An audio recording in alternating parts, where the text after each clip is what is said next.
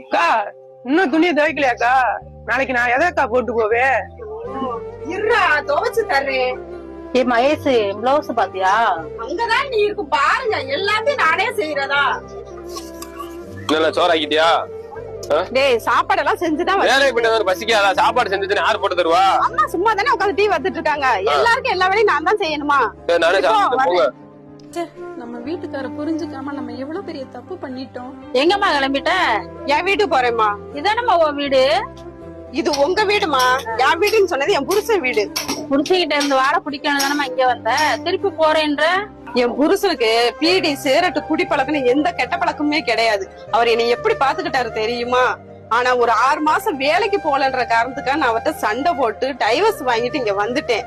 ஆனா இங்க வந்து நான் படுற கஷ்டம் எனக்கு தான் தெரியும். நான் போய் என் புருஷன்கிட்ட மன்னிப்பு கேட்டா